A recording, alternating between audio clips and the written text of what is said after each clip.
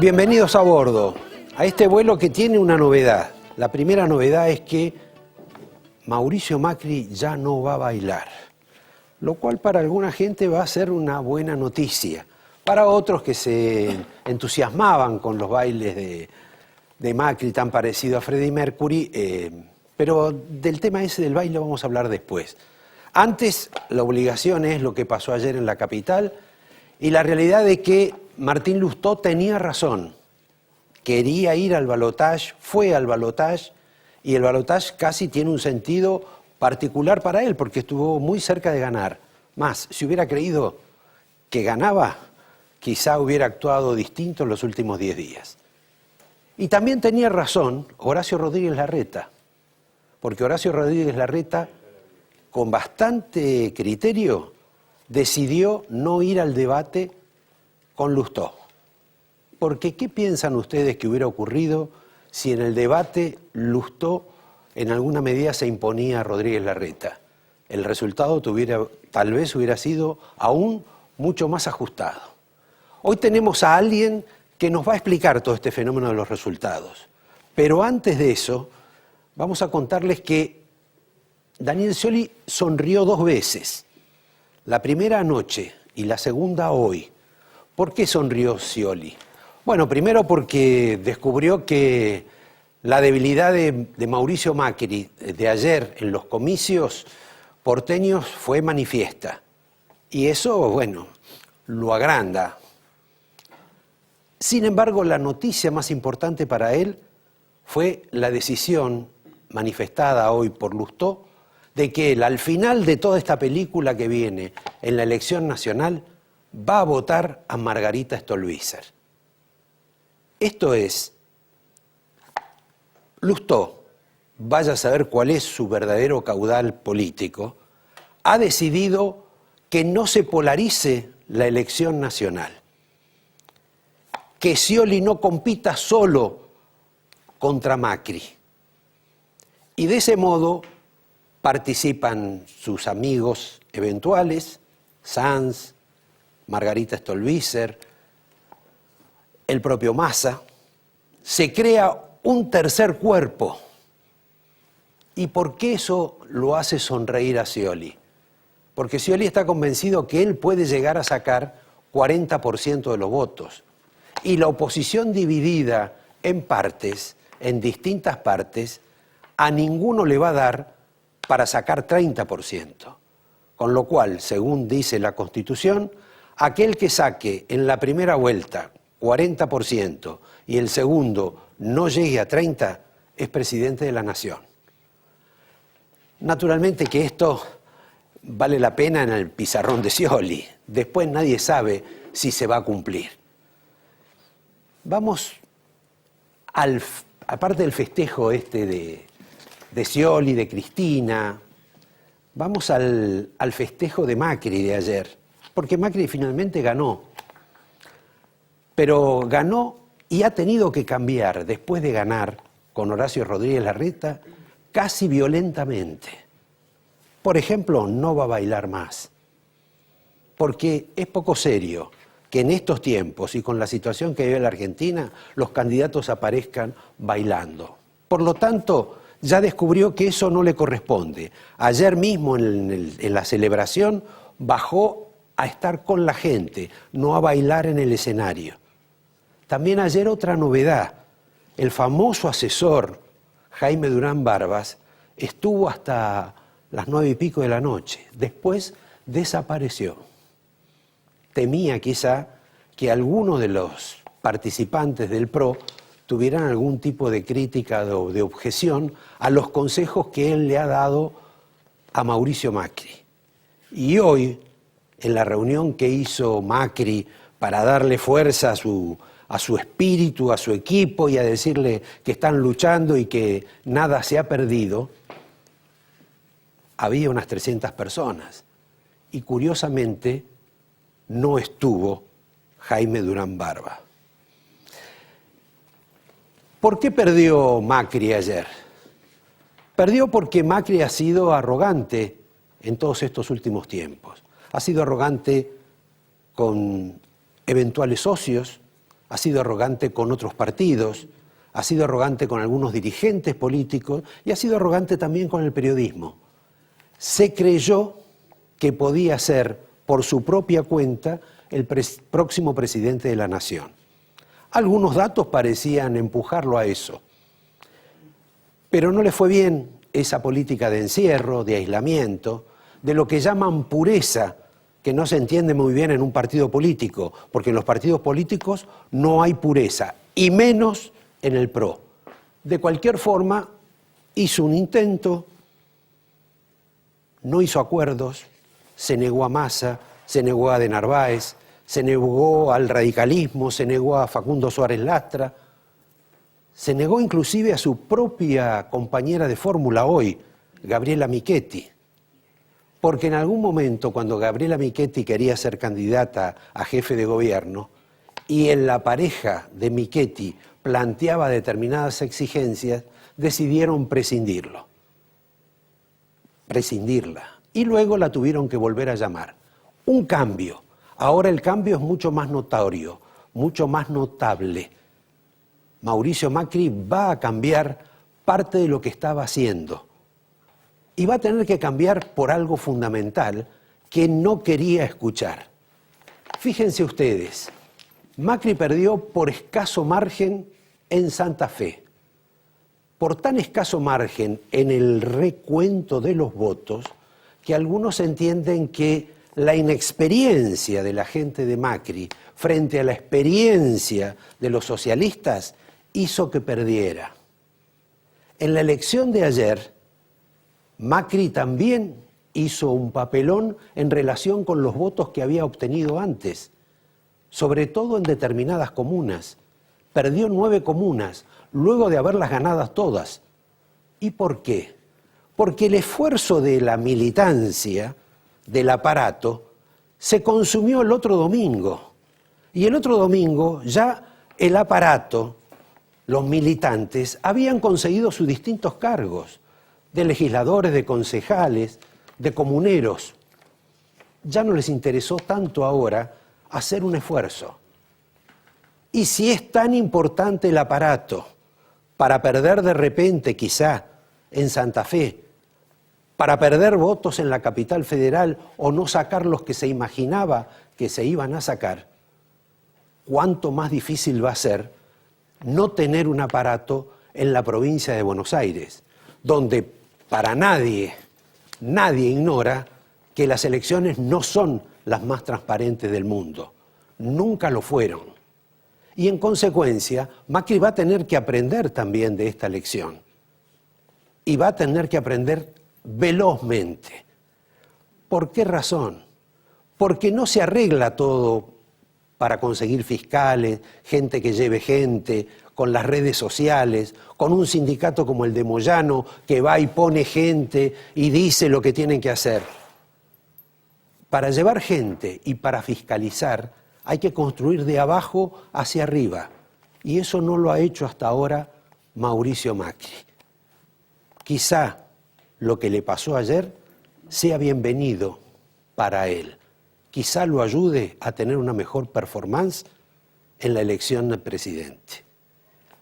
Corto acá. Simplemente voy a tomar a un personaje, a la fotografía de Claudio Bonadío, el juez de la Nación que resultó una especie de pulga en la oreja para Cristina, una pulga peronista, porque Claudio Bonadío es un peronista de vieja cepa, ortodoxo, medio salvaje, tipo al estilo Guillermo Moreno, que le dio por ejercitarse en la rama judicial. Era, en alguna medida, hombre de los Kirchner, más allá de que no le gustaban esas tendencias progresistas que pueden tener los Kirchner. Pero a su vez reunía y reúne una condición muy importante.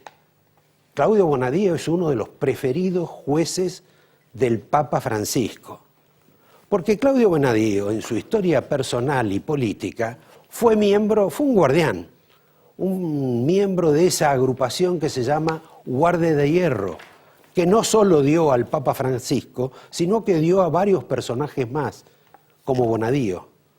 Y Bonadío reunía una serie de condiciones: peronista, hombre del Papa, hombre que además podrán decir que era de la servilleta, pero es tan de la servilleta como los que ahora dijeron que él no sirve como juez. O sea, son todos lo mismo, porque los jueces, no nos equivoquemos, son todos iguales. Fueron puestos en distintas épocas como las capas de la cebolla, pero son todos iguales. Bonadío, además, tenía cerca a mucha gente amiga de él, a mucha gente que ahora trabaja con Scioli. No es que Scioli pidió verlo a Bonadío. Si Scioli lo quiere ver a Bonadío, lo llama por teléfono. Y si Bonadío lo quiere ver a Scioli, lo llama por teléfono.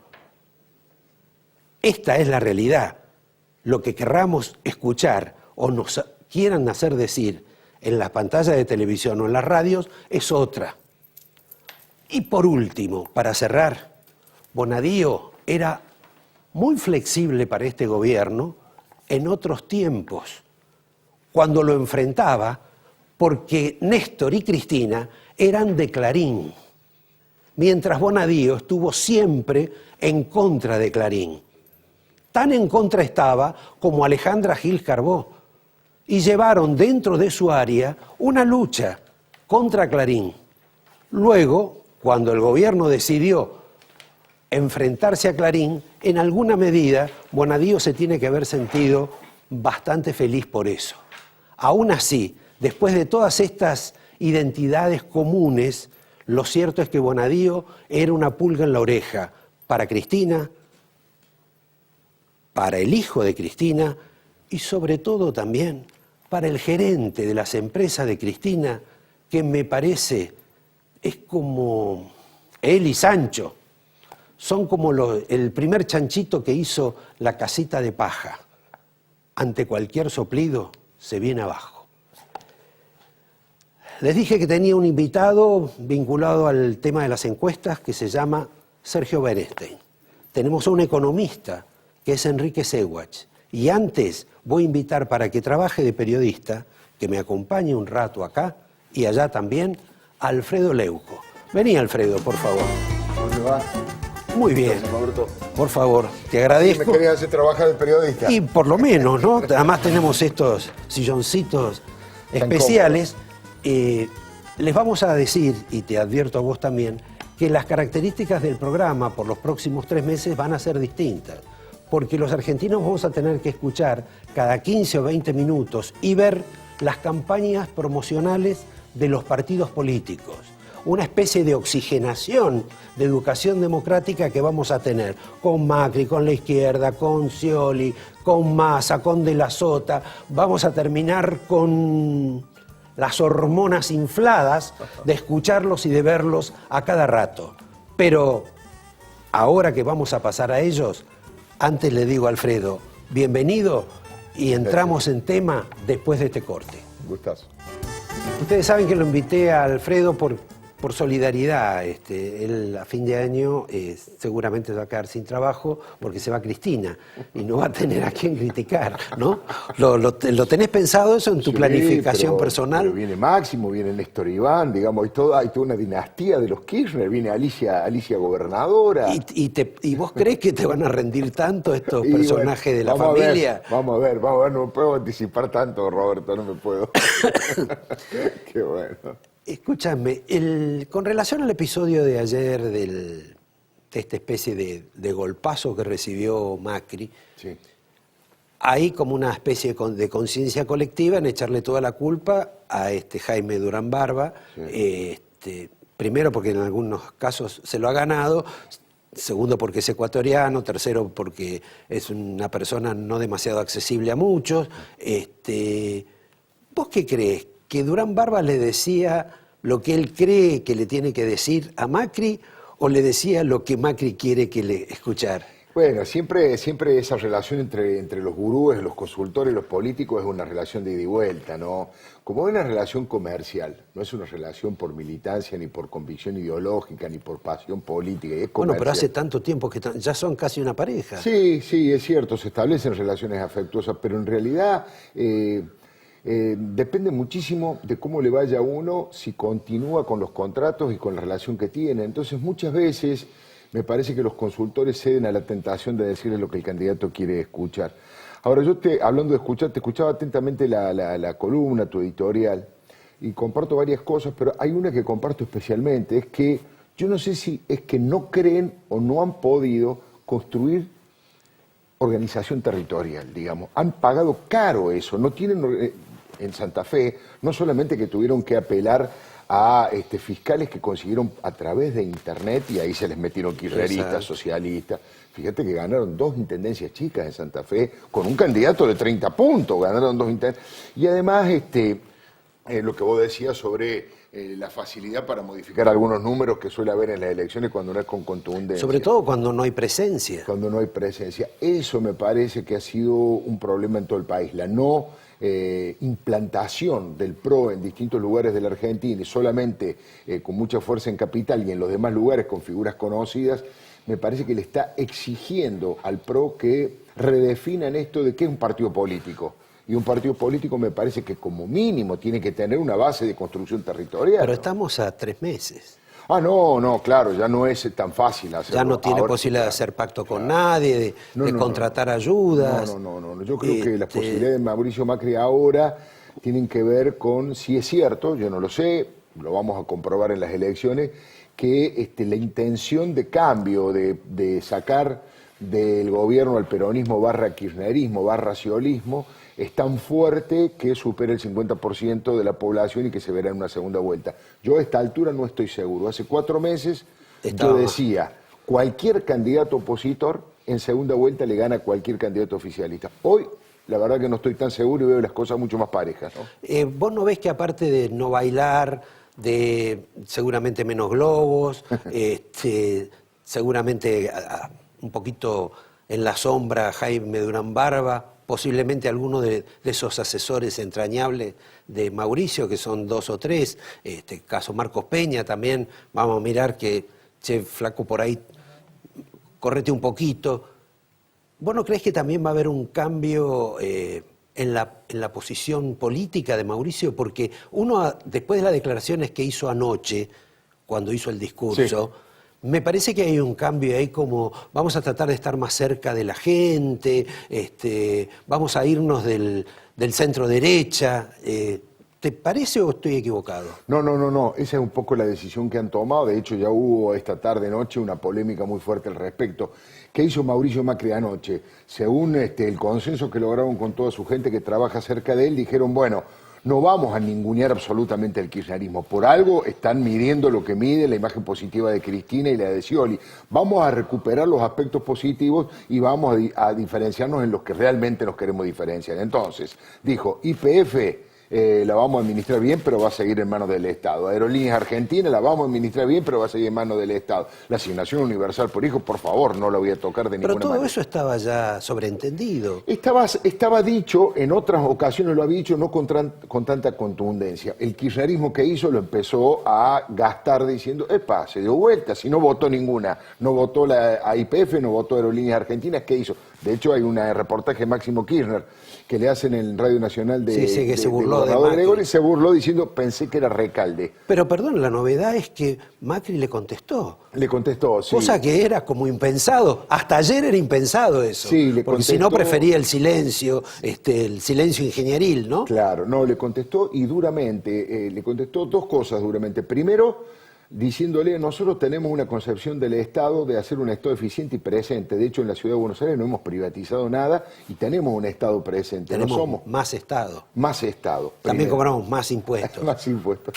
Y le dijo, lo que pasa es que nosotros queremos empresas del Estado para que sean en beneficio de la gente y no para que laburen los tipos de la cámpora. Eso fue lo que dijo. ¿Usó la palabra laburar? Ahora estoy dudando, Qué periodista que sos que me hiciste preguntar. Estoy dudando. Lo dijo mi programa de radio, así que imagínate que lo tengo muy presente. Y al final no lo levantaron los portales, pero al final fue muy duro con Cristina. Nunca ha sido tan duro como Cristina. Dijo, yo quiero ser un presidente de distintas características a lo que tenemos hoy. Una presidenta absolutamente fanática y que va por todo. Dijo específicamente fundamentalista que va con todo. Me parece que hasta ahora no había sido tan duro con la presidenta. Por ahí hay una influencia intelectual, teológica, de Mirta Legrand, porque Mirta Legrand habla más fuerte, es más crítica del gobierno que los propios dirigentes opositores. Fue durísima Mirta Legrand, de hecho levantó una polvareda y una polémica en las redes sociales, y ahí mismo en el programa,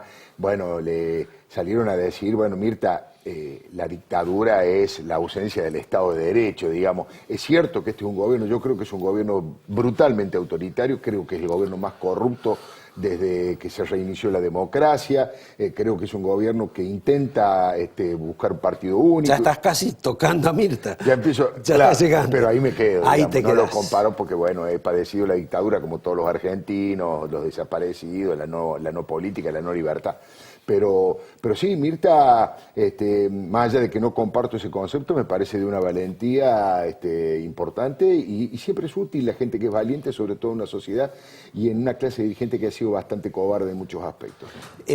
Como pregunta final del episodio de ayer, me resultó casi sorprendente, no la declaración de Lustó de decir que finalmente él va a votar a Margarita Stolbizer, porque él finalmente participa del espacio presunto, no sé, hay casi descifrar el jeroglífico que es todo esta agrupación de partidos que está con Macri, con Sanz, con Margarita, con Carrió, etcétera.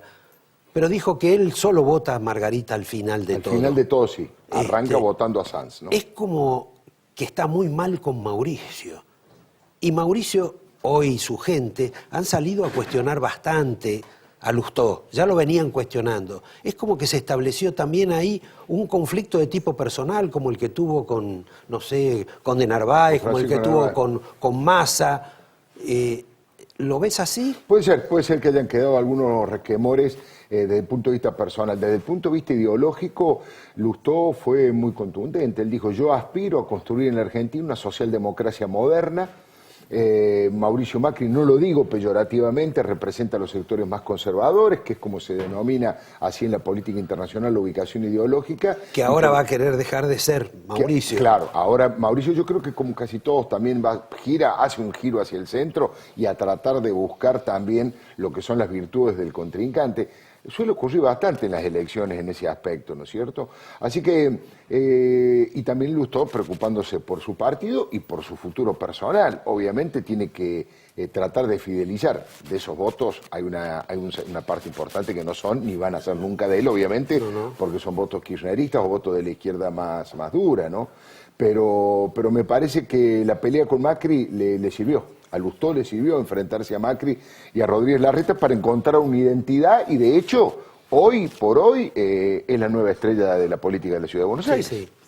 Como todo en la capital federal, normalmente esas estrellas se suelen desintegrar con algún tipo de velocidad. Esperemos por el bien de Lustó que no sea así. Sí, le repito a Alfredo que, bueno, ustedes han visto que el gobierno sacó un decreto sobre la posibilidad en alguna medida de que la presidenta o el Ejecutivo investigue a los ciudadanos, que lo despidió a Cabral cuando no había ninguna razón para despedirlo, de una de las cámaras, que estableció todo el tema de la subrogancia como mecanismo de incorporar jueces, fiscales y mucho personal, y ahora también lo ha despedido a Bonadío de la delicadísima causa Otesur. ¿Qué es lo que persigue? Uno imagina lo que persigue Cristina, pero puede ser tan abierto, tan crudo, tan ferozmente autoritario. E impune. E impune, por supuesto. Mirá, es muy clarito, son tres etapas para mí. La primera etapa es la del intento de cooptación, domesticación de la mayor cantidad de integrantes de la justicia con el objetivo de generar un nivel de blindaje y de impunidad hacia Cristina Fernández de Kirchner, que ninguna de las causas más complicadas la rocen y la salpiquen. De hecho, has nombrado a Cabral y allí había una doble vía, que es la de el tema de la constitucionalidad o no de Irán y el tema de Otesur, y la más grave de todas, porque realmente su propio hijo ha dejado estado los dedos pegados absolutamente en todas las actas, porque, bueno, lo que ha mostrado en estos días el periodismo y que descubrió Bonadío, es una acta en donde Osvaldo Bochi Sanfelice siendo presidente de OTESUR, le otorga un poder absoluto a Máximo Kirchner, por lo tanto, es absolutamente responsable de todo lo bueno y de todo lo malo que ha ocurrido ahí.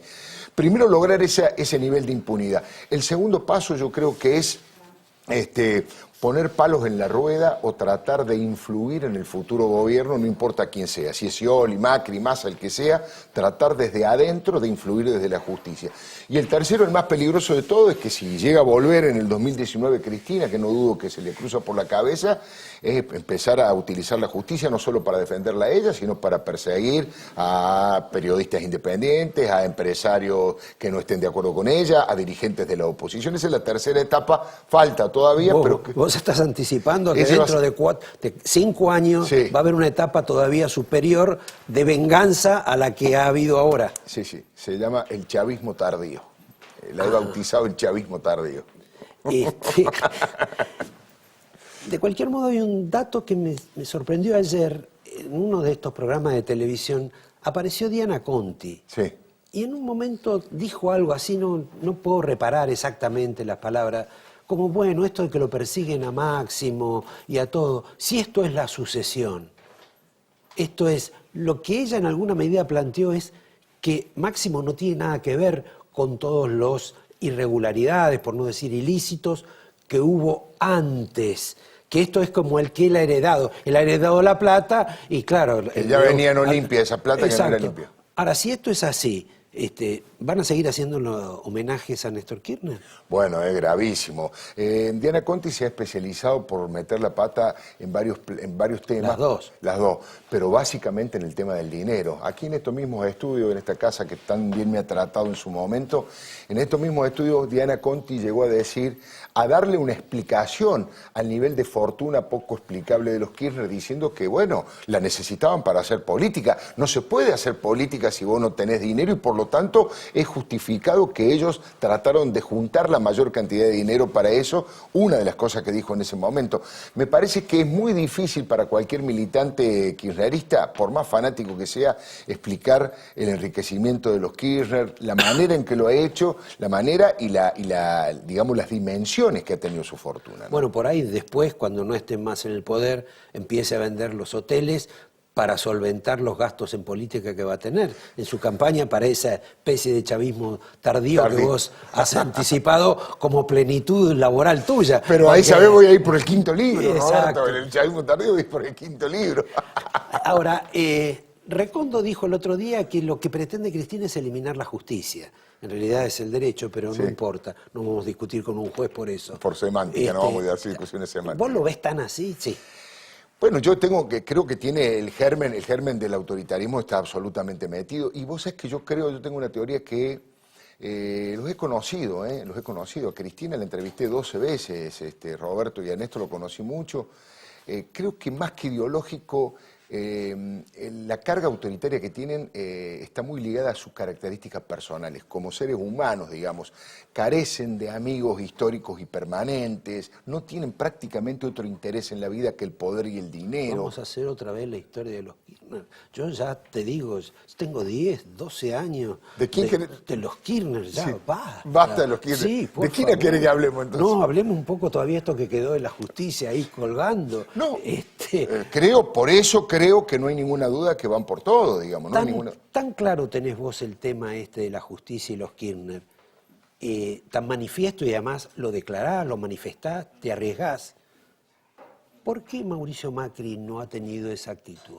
Porque uno lo puede entender a Scioli. ¿Te denuncia de eso? Sí. Bueno, digamos, es una extraordinaria pregunta, y yo creo que la gente que trabaja con Macri cree que hace bien en no dividir por ese lado, para no tener una actitud demasiado confrontativa con la presidenta por la imagen positiva que tiene. Yo creo que hacen mal. Yo creo en ese sentido que Massa, tratando de ubicar y de buscar un lugarcito en el escenario político, ha jugado mucho más fuerte que Macri en ese aspecto, diciendo que tiene que meter preso a todos los corruptos.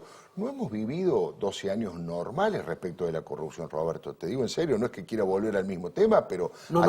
a ese tema podés volver el que quieras. No, el tema de las historias, de dónde nació. nacieron, Pero digo, cómo acá ha se habido una formaron. mega corrupción de Estado, una matriz, como dijo la doctora Carrera, una matriz corrupta del Estado, y han incorporado mecanismos muy novedosos. La corrupción de todos los gobiernos, que era vos haces sobre Un poco una obra... desprolijo. ¿Cómo? Un poco desprolijo. Bueno, un poco desprolijo por el nivel de impunidad que han sentido siempre, pero han incorporado a lo que era habitual en la corrupción en el mundo, que es vos haces una obra pública, me das el 10, me das el 20, yo te la devuelvo, que es la tradicional, le han incorporado enriquecer a empresarios suyos, amigos de ellos. Algunos de ellos, como el caso de Lázaro Báez, ni siquiera son amigos, son, según Eduardo Arnold, que tuvo 8 años con Néstor de Vice, empleado, y según Mariana Zubik, testaferro, o sea, mucho más que eso. Y el tercer mecanismo es que en algunos casos han intentado quedarse directamente con las empresas. Eso no lo habíamos visto hasta acá en la Argentina. Han perfeccionado los mecanismos de corrupción, ¿no? Con algunas se quedaron. Con algunas se quedaron, por supuesto que se quedaron con algunas. Suspendemos el capítulo de la eventual prisión de acá del compañero Berenstein, pero ¿vas a defender a la corporación tuya de los encuestadores en este error? Porque la verdad, Sergio, mucha gente cree que los gobiernos, sea el de Scioli, sea el de Macri, sea el que sea, compran a todos los encuestadores, todos juntos, como si fuera un paquete universal. No, no es cierto. Pero no me siento más parte de esa corporación. De esa corporación. Tampoco creo que sea una corporación, ¿no? Como tal. Hay gente que hace muy bien el trabajo. Acá hay muy buena calidad en los sondeos que se hacen, ¿no? El problema es cuando se toman demasiado literalmente en la pronosticación, en los pronósticos de los resultados electorales. Las encuestas en el mundo se utilizan como un instrumento analítico y para eso sirven, para las campañas, para tomar decisiones. Pronosticando tienen fallas como cualquier elemento analítico basado en sondeos que son algo del pasado y que aparte tienen una cantidad de supuestos. Esto se hace en general por teléfono. La gente utiliza poco el teléfono, Roberto, como vos sabés, sobre todo el teléfono de línea es como el combinado de la casa de tu abuela, ¿te acuerdas? Estaba ahí, pero se usaba poco. Y al mismo tiempo hay censos que ya están mal hechos. De mucho no es un buen censo en Argentina y partimos de datos demográficos que no son demasiado precisos, ¿no? Hay cantidad de arrastres, de errores que te explican por qué fallan muchas veces. Bueno, pero a lo concreto. Sí. ¿El resultado de ayer lo afecta políticamente a Mauricio Macri para la elección nacional? Si lo capitaliza bien, lo ayuda mucho. Coincido con el final de tu comentario. Porque hay ciertos errores que es mejor cometerlos al comienzo de las campañas. Así es, por eso el futuro de Sergio Massa sería brillantísimo. Bueno, Sergio Massa falta todavía ver si se recompone o no, pero en la carrera política de Massa, créeme que los últimos 7 o 8 meses van a ser fundamentales. En el caso de Macri, pensar en un boxeador que recibe una piña en el segundo round, de 10 o de 12, si la absorbe bien, sabe cómo tiene que posicionarse en el centro del ring y por ahí lo capitaliza positivamente, se absorbe el golpe, ¿verdad? Por eso me parece que de cara a lo que queda de las elecciones, que es lo más importante, Macri tiene la chance de tener una estrategia un poquito más sofisticada. Hasta ahora predominaba la idea que la línea argumental central de esta elección era cambio continuidad. Eso no es tan así. Por lo menos hay... Y Macri lo que está demostrando es que está más por la continuidad que por el cambio. No solamente, sino que hay otras dimensiones que hay que explorar. Nunca una elección se resuelve en un solo conflicto. Hay más cosas. Hay cuestiones económicas, cuestiones que tienen que ver con la seguridad. Cambio y continuidad son conceptos un poco, si querés, abstractos. Cuando bajás un poco más a las preocupaciones de la gente, podés, de alguna manera, llamar al electorado a que piense en otros aspectos de la realidad que no se resumen en la idea de cambio de continuidad o de cambio previsible. Me parece que esto recién empieza, Roberto.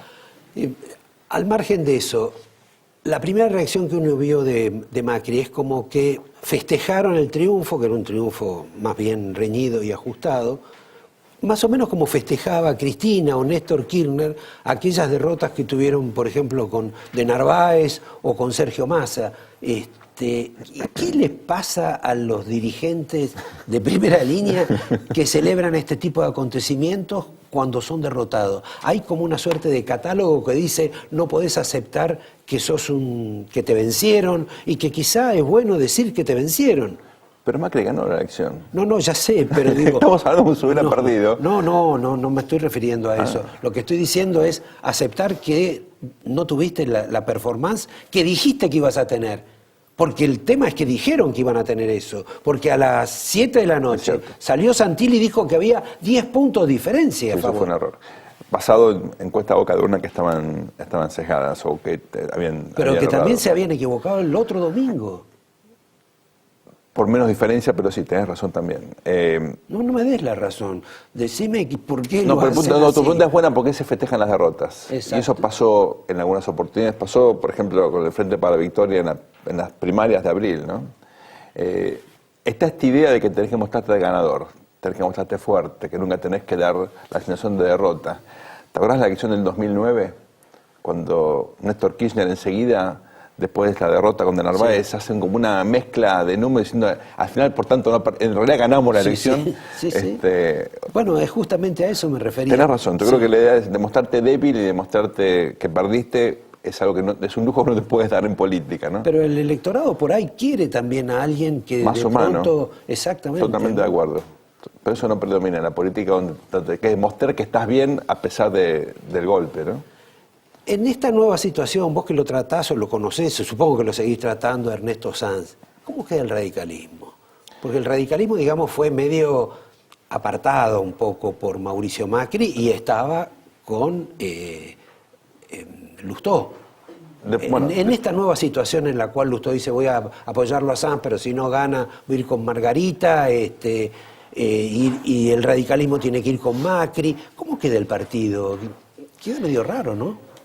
El radicalismo está buscando una especie de recomposición después de la gran crisis del 2001-2002 y te diría, los pasos no han sido demasiado contundentes porque la construcción territorial, lo que hablabas antes con Alfredo, ¿no? Es todavía más o menos sólida en el interior, pero fracasa en la provincia de Buenos Aires y vamos a ver ahora si a partir del liderazgo de Lustó puede reconstruir el radicalismo una base en capital. Hasta ahora el radicalismo sin la provincia, sin capital, es lo digo con respeto, ¿no? un partido periférico. De hecho, la única provincia todavía con una base fuerte radical es Corrientes. Desapareció el radicalismo en provincias donde históricamente era fuertísimo, como Chubut, por ejemplo, ¿no? O incluso Río Negro.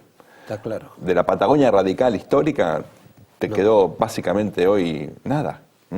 Entonces, me parece que en ese contexto, este intento de reconstrucción territorial tiene ahora 2 capítulos que vamos a ver hasta qué punto pueden servir o no. Uno es Jujuy y otro es Tucumán. Antes de que me sigas con los capítulos, te pido que vamos a un breve corte que nos exige la ley de partidos políticos, por no sé qué partido político va a pasarnos su propaganda. En un minuto volvemos. Acá con Sergio, que nos estaba contando los últimos vestigios radicales en el país y si realmente era un partido que estaba en un proceso de extinción, de fortalecimiento, de posible crecimiento, si esta cosa, este acuerdo raro con Macri, esta situación nueva ¿cómo lo ayuda? ¿En qué lo convierte? Hay 3 o 4 provincias donde el radicalismo puede gobernar ahora. Una es Mendoza, obviamente, con Cornejo Montero, que es una buena fórmula. Veremos qué pasa en Tucumán, con Cano, que es un buen candidato, que tiene un buen candidato a vice, a Maya. Y Cano va con Macri, antes iba con Massa. Sí, o va con todos. Va con todos, hay como una cosa medio parecida a lo de Mendoza. Igual que en Jujuy. Ahora, perdón, ¿por qué razón Macri acepta ir en un enjuague de esas características, en una especie de tortilla mal armada en determinadas provincias? Es política, digamos. Es política. Macri... Política, vos lo decís así, pero la gente te mira y dice, explícamelo un poco más. Es el pragmatismo que impera en la política, pero creo que el eje es el siguiente, Roberto. Cuando el radicalismo tenía mayoría relativa en las provincias, imperó un acuerdo más amplio. Mendoza, Tucumán, Jujuy. Cuando el PRO predominó, ahí hubo un acuerdo más restrictivo. Por ejemplo, en el caso o no hubo acuerdo, ¿no? Como en el caso Capital. Capital o Santa Fe mismo, ¿no? Esto ha sido menos generoso Macri con los radicales que los radicales con Macri. No, me refiero que sobre todo el Frente Renovador quedó afuera de los acuerdos cuando el radicalismo no imperaba en el armado territorial, ¿no? Por eso Mendoza, Tucumán y Jujuy son casos donde efectivamente hay un armado un poquitito más sofisticado. Incluso en La Rioja hubo algo parecido a eso, no terminaron de plasmar, pero algo parecido a eso que finalmente fracasó, ¿no? Yo creo que el radicalismo tiene que buscar un acuerdo que le permita reposicionarse, porque sigue siendo regionalmente, territorialmente, el partido más importante de la oposición. El PRO no logró, Exacto. como charlabas recién con Alfredo, construir, por lo menos por ahora, y la construcción territorial es algo muy complicado. El socialismo de Juan B. Justo estuvo 100 años hasta tener una presencia territorial ahora en Santa Fe. Bueno, la tiene. La tiene, pero digamos, 100 años de trabajo, con idas y vueltas, por supuesto, el periodo de interrupción democrática lo dejó un poquito afuera, pero digamos, esto no es sencillo, sobre todo cuando tenés partidos más consolidados, como en el caso del radicalismo, que es un atributo o un recurso a aprovechar, a poner en valor. Pero ¿no? ahora más que partidos hay personajes. Bueno, pero al final del día tenés que contar los votos. Si los personajes te sirven para juntar los votos, por ahí la gente te vota, pero si no los contás no sirve de nada, ¿no? Esto fue, creo yo, el aprendizaje del CEL. No es Claro. poco. Por segunda vez. Por segunda vez. En 4 años. Y bueno, hay derrotas que cuestan incorporar. Yo creo que en esta oportunidad parecía que el PRO tenía una estructura de fiscalización un poquito más consolidada en Santa Fe y finalmente no ocurrió. Lo bueno es que están aplicando ese aprendizaje duro a la provincia de Buenos Aires, donde se juega la candidatura de Macri, ¿no? Y con relación al tema de la elección presidencial, que va a ser distinto a todo lo que hemos visto hasta Totalmente ahora. de acuerdo. No sé si distinto a otras épocas, pero sí frente a todos estos acontecimientos provinciales que hemos tenido. ¿Vos ves una polarización cierta? ¿Ves que esto, por ejemplo, que aconteció con Lustó puede sugerir la posibilidad de despolarizar el tema, lo mismo que ocurrió en Córdoba, o no? Yo creo que se está armando un juego en el cual hay dos fuerzas predominantes y un tercer escalón que está buscando reposicionarse. Las dos fuerzas son el Frente para la Victoria y Cambiemos, y el tercer escalón es Massa, que está junto con De la Sota tratando de colarse, capitalizando las dificultades que tiene Macri para imponer su liderazgo. El Frente para la Victoria tiene un piso alto y un techo por ahora relativamente significativo. Cambiemos ha logrado constituir me parece una oferta interesante en la medida en que se sofistique, me parece, la oferta de Mauricio Macri. Lo de ayer es el comienzo, creo yo, de un reposicionamiento discursivo y propositivo. Y Sergio Massa, me parece, junto a De la Sota, tiene un discurso más afilado, más duro, más incisivo, y eso también puede permitirles volver a tener un posicionamiento. Veremos qué pasa en las primarias. En todo caso, la polarización puede darse desde las primarias en adelante. Hacia las primarias yo veo que esto está todavía peleado. Todo libre. ¿Y puede ganar en primera vuelta el Frente para la Victoria? En el caso hipotético que se dé en esa fórmula de una oposición parcialmente fragmentada. Si ese es el promedio de los resultados obtenidos por el Frente para la Victoria, 2007, 2009, 2011, 2013, era 40%. Con lo cual, si se fragmenta la representación opositora en octubre, es decir, si entre agosto y octubre no hay lo que se llama el voto útil o voto estratégico, puede haber un triunfo en primera vuelta. Me cuesta pensar un triunfo en segunda vuelta de Scioli. Bueno, pero eso lo hablamos en otro programa. Te doy el angelito. Muy bien. Vos has traído un libro... Es muy interesante. Parece mentira, pero... Natalio Botana. El prólogo es de Natalio, pero es un debate fantástico de cómo Alberdi y Sarmiento criticaron la Constitución, su visión de la Constitución del 53. Gente que se llevaba mal. Por eso. Pero era otra gente. Pero el debate fue fantástico. Bueno, una joya que nos trajo acá el compañero Bernstein. Les anuncio la presencia luego de la tanda de Enrique Segwach y nos despedimos sin comentarios con ese emotivo homenaje al amigo que hoy brindó el juez Ollarvide en un programa de radio al periodista Babi Echecopar. Te agradezco por el apunte. Vale la pena escucharlo porque no es un juez muy diferente a los otros y tenemos que apreciar la sensibilidad de él. Gracias, volvemos en un minuto. Ahí va. No puedo darte todas las soluciones para todos los problemas de la vida. Cuando alguna pena te parte el corazón, pero puedo llorar contigo y recoger los pedazos de ese corazón para volver a armarlo. No puedo decirte quién eres, ni quién deberías ser. Solamente puedo quererte como sos y ser tu amigo. Gracias. Es eso, nada más. Gracias. Un beso grande. Un beso, te a quiero. tu mamá siempre. Un beso, te quiero mucho. Chao, Norberto. Chao, chao. Le decía acá a Enrique que si uno tira un mes y medio hacia atrás, de pronto uno lo veía a Kicillof como una especie de luminosidad especial, muy cerca de Cristina, etcétera. Sin embargo, en este último mes y medio es como que se ha opacado, digamos, la... Lo que pasa es que quizás las señales de, entre comillas, éxito que mostraba, que era una brecha baja, el dólar tranquilo, la actividad económica que con este boom de gasto y de paritarias iba a volar, no se dio, y sospecho que ahí estará un poquito la cuestión. Pero ahora es candidato a diputado, así que debe tener que...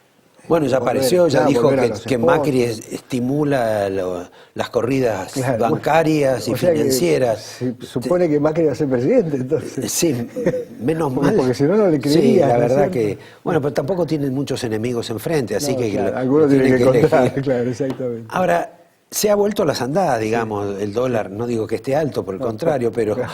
Digamos que creció Sí, bastante, claro. Bueno, lo que pasa, aumentó la brecha. Claro, lo que pasa, Roberto, es que hay dos cosas. Bueno, primero, obviamente, estamos cerca de las elecciones y normalmente cerca de las elecciones la economía argentina se dolariza un poco más, ¿no es cierto? Pero lo cierto es que hay un problema serio, porque este año, los primeros meses de este año, en ese brillo de Kicillof, Sí. El futuro estabilizaba el presente. O sea, estaba el escenario que yo llamo de los tres tenores. ¿Viste? El escenario que era, cualquiera venía acá y te decía, bueno, Scioli... ¿Me incluís ahí entre Massa. los cantantes? No, los tres candidatos, Scioli, Massa o Macri, sí. Y te decían, como yo podría haberlo dicho, inclusive aquí, bueno, la verdad que los economistas de ellos, que yo, empezás por Bain, por Blecher, por Delgado, por Redrado, por Melconiano, por Frigerio, tienen matices, bueno, cada uno puede gustarle más uno, otros son más integrados en un programa, otros no. Pero lo cierto es que no hay diferencia sustancial. Entonces había cierta calma derivada del hecho de que, bueno, cualquiera que gane la elección son parecidos, digamos, otra vez. Bueno, los tres también son parecidos. Claro, exactamente. Ahora, eso fue desdibujándose. Por un lado, Scioli, que, bueno, se volvió kirchnerista puro, pero cristinista más fuerte, o ahora demuestra ser cristinista cuando antes lo era, no lo sé, qué sé yo. No lo aceptaban. Claro, Massa que se fue desdibujando, como hablaban ustedes acá, y quedó y Macri en la polarización. Entonces, claro, ahora apareció un escenario con mucha más incertidumbre, ¿verdad? Ahora no es fácil sentarse acá y decir, por más que el problema económico sea el mismo y por más que no tienen mucho margen de maniobra, bueno, son distintos. Y a eso le tenés que sumar otra vez que el desborde de gasto del gobierno y de emisión ha estado por encima de cualquier previsión pesimista. Entonces, claro, tenés un montón de pesos en el sistema, la incertidumbre sobre el futuro, la necesidad otra vez de dolarizarse, y por más que el Banco Central está atendiendo esa demanda de dolarización, vendiéndole 500 millones de dólares por mes el dólar ahorro. El dólar ahorro, bueno, no alcanza. Entonces, el resto es al precio del dólar blue, al precio del contado con liqui, etc. Pero digamos, el blue en alguna medida lo han controlado. Hasta ahora parecía que lo controlaban con la policía, ahora... Es una mezcla, ¿no es cierto? Porque primero le das oferta al dólar ahorro y por lo tanto ese señor ya no tiene que ir a comprar en el otro mercado. Algunos, una parte, hacen esta historia de que venden en un mercado, compran en el otro y ganan una pequeña diferencia. Y efectivamente hay policía, hay aprietes, hay tecnología, intervenciones, hay cupos, allanamientos. Sí, además hay cupos. O sea que hoy, si querés comprar bonos más allá de cierto número, tenés que estar 40 días consiguiendo que te ofrezcan los bonos. O sea, hay toda una tecnología que, a pesar de esa tecnología, escúchame, no han podido hacerlo los rusos, a pesar de esa tecnología... Cuando hablamos de rusos estamos hablando de los de la Unión Soviética. Por favor. No quiero mezclar... Putin, claro, no quiero al lado del capitalismo Stalin. de Putin con Stalin, ¿no? Ni comparar. Ni comparar. Pero digo... hoy hay tecnologías para manejar estas cosas, pero por un ratito, la verdad. Y un poco estás viendo estos temas, ¿no? Pero la verdad que en el corazón de esta historia es que hay un desborde de gasto que no logró su cometido, porque yo creo que si me permitís, voy a usar tus palabras, este opacamiento que vos intuís de Kicillof tiene que ver con que él vendió que en este momento la economía estaría volando, porque entre el gasto que estamos desbordado, más las paritarias que han dado aumentos por encima, etcétera, etcétera, más todo eso, en este momento la política activa del Estado tenía que estar Y que generando... en realidad debería tener más poder adquisitivo a la gente, porque le han compensado el aumento de la inflación del año pasado con Seguro. una menor inflación ahora. Claro, pero ese mayor poder adquisitivo se va al dólar ahorro. O sea, porque vos has generado tan incertidumbre sobre el futuro, atrasando el tipo de cambio, atrasando las tarifas, mostrando que esto, digamos, no hace falta ser un experto en economía para darse cuenta que esto es insostenible, y la gente dice, mira, por las dudas, antes de consumir otro televisor, otra cuota, otra cosa, me cuido un poco. Eso no significa que no haya crecido el consumo en algunos sectores, el ahorro 12, las tarjetas que vuelan. Pero no, eso es claro. el tema. Claro. Hoy estaba leyendo un informe de que hay menos consumo con la tarjeta y que tampoco la gente está inclinada ya a avanzar tanto con el tema de las 12 cuotas y menos de las 18. Por supuesto, no sé porque qué temor no pueden tener sabe con que las 18. pensar hacia adelante, pero además... O tienen ya agotaron su capacidad. Por ejemplo, está en el límite de crédito. Y del otro lado además tenés No hay, el en lado- eso no hay como en la televisión que el público siempre se renueva. No, es siempre el mismo. Y a eso le tenés que sumar del lado de la oferta, que la oferta necesita dólares. Entonces vos le pones cuota de dólares a las automotrices, más autos no pueden producir. Le pones cuota de dólares a los que arman teléfonos en Tierra del Fuego, más teléfonos no pueden producir. Entonces, por más que las incentives la demanda, está el problema de la oferta. Entonces, todo ese modelo que iba a crear una euforia preelectoral, no digo que no vaya a pasar, pero está todavía muy amainado, ¿no? Y está como en descenso también en algún Sí, sentido. yo en descenso no me animo, pero está, digamos, la economía se recuperó un poquito, obviamente estamos en una economía estancada, pero bueno, no es lo mismo -3 que 0, que yo -1, pero no es entre comillas, lo digo, el boom que sospecho que intuían. Otra vez, no digo que a lo mejor el próximo mes, o con otra inyección de lo que fuere, con otra pichicata, con perdón del viejazo, volvés a andar un poco mejor, pero no es la fiesta que se esperaba, por lo menos en el oficialismo, ¿no? Ahora es bastante común, y como vos decís, los tres candidatos son iguales, los economistas que están con ellos son todos iguales, más o menos. Sí, más o menos. ¿no? Hay algunos más iguales que otros, Te pero... podría incluir, te podría incluir en ese paquete. pido ¿No que te no. llman para charlar un rato? ¿Por Déjalo qué ahí, consultan? déjalo ahí. Bueno, Déjalo ahí. más o menos todos coinciden en que van a subir el tipo de cambio de una manera o de otra y van a tomar prestado. Ahora, ocurrió el episodio último de Griesa, donde Griesa dice no van a poder pedir prestado. Y en la Argentina esto, creo que si uno hace una consulta con cualquier persona, hasta con economistas, no saben o no han tomado dimensión de que la Argentina no va a poder emitir deuda. Sí. Bueno, yo creo que... O sí, no sé, pero por digamos, eso te tenés estoy absoluta preguntando a vos. razón. Las últimas medidas de Griesa, ya antes de las últimas medidas de Griesa era muy difícil colocar deuda en el exterior. De hecho, el gobierno la última colocación que hizo no la pudo hacer efectivamente en el exterior, hizo toda una manganeta en esta Bueno, historia. pero se podría volver a hacer y pagar un mayor poquito más, tasa y una tasa, siempre te dan algo. Claro. Pero lo cierto es que yo creo que lo que está intuyendo la gente, no sé si la gente, por lo menos los inversores, los más sofisticados en esta historia, es que va a haber una negociación el año que viene. Pero perdón, ahí estás hablando de Scioli, estás hablando de Macri y eventualmente de Massa. No, y vos estoy decís, hablando de Macri y eventualmente de Massa. Con Scioli las noticias han estado confusas porque Bain, por pero ejemplo... si Scioli es igual a Macri eso es lo que se decía. y los economistas son todos iguales, Claro, pero lo que pasa es que ahora no sé si el economista de Scioli es Bain o es Kicillof, la verdad que no lo sé. Está bien. Entonces, en ese contexto digo, si el economista de Scioli es Bain ya hizo una oferta, dijo, bueno, hay que hacer una quita con los punitorios, etcétera, ya mostró que hay que negociar y Blecher sospecho que lo mismo, es un hombre, gente que conoce el escenario internacional. Ahora, los que Kicillof ha insistido en que no. El propio Zanini, en un reportaje que hizo Página 12 hace un par de semanas o 2 o 3 semanas, fue muy duro respecto al tema. Otra vez, puede ser una campaña, puede ser parte de la campaña, y la verdad que después la velocidad que se cambian las ideas en la Argentina es más rápida de la que por oposición podemos plantear, ¿no? Todo eso dentro de ese tráfico de volatilidad ideológica que caracteriza inclusive a los argentinos, no solo a la gente de este gobierno. De cualquier modo, me parece que está condicionada por una cuestión. Si realmente no se puede emitir deuda y casi tienen la obligación el próximo gobierno de negociar con el señor Singer y Sí, todos que esos fue, otros, sí. para ver Que no si le- significa darle lo que quieren, pero es negociar. Exacto, bueno, pero para ver si le pueden dar plata prestada. Y tenés ya, digamos, la batería preparada explosiva de que si haces eso, sos la antipatria, porque eso es lo que ha dicho Zanini. Eso es lo que de algún modo u otro no le hacen decir a los economistas de Scioli, pero están con ese temor. ¿Qué va a ocurrir? Bueno, a lo mejor tenés el mismo escenario de Grecia, en donde Tsipras finalmente tuvo que sacarse de encima al extremo de su partido, correrse al centro y decir, bueno, estos muchachos que están en el Congreso, este tercio no va y voy a negociar con el resto, digamos, ¿no es cierto? Sí. O sea, no, a ver, estoy haciendo política ficción y además me meto en un lugar que no me corresponde, pero digo, no pero puedo es- descartar un escenario en donde la parte del Congreso más de izquierda, si querés, si esa tal cosa existe en la Argentina, mi gran amigo de Buenos Aires decía la ala izquierda del Jockey Club, digamos, ¿no es cierto? Pero digo, si tal cosa existe, Hay más otra izquierda. el kirchnerismo, cristinismo más duro, y a lo mejor el próximo presidente, si es Scioli, tendrá que negociar con los del PRO, con el radicalismo, ¿no? Para ir a una negociación.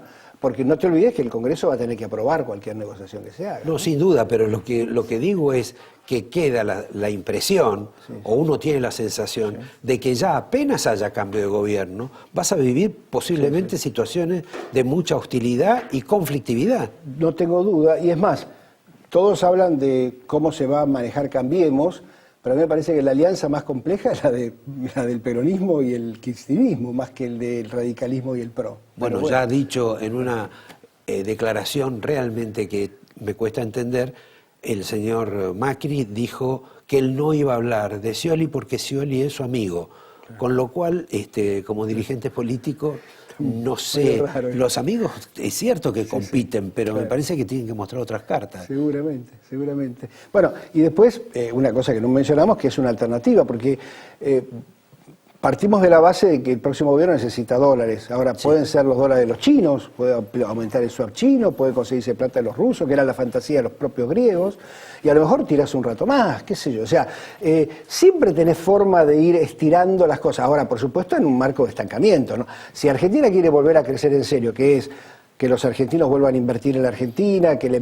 se genere empleo privado y no empleo solo público, que la economía vuelva a mostrar crecimiento en serio, y vas a tener que hacer cosas muy distintas a las que se están haciendo ahora. Ahora, también puedes estirar esto en medio de una negociación, de un serpenteo, estoy haciendo una traducción, una mala traducción del inglés, esta historia de ir arrastrándose y ver qué pasa, ¿no? Enrique, te agradezco, espero que te hayas entretenido. Siempre.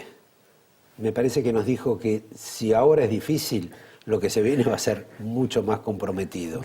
Y como ustedes no lo escucharon a Sergio Berenstein en la parte de off, les digo que confirma todos los anticipos que nos está dando Enrique.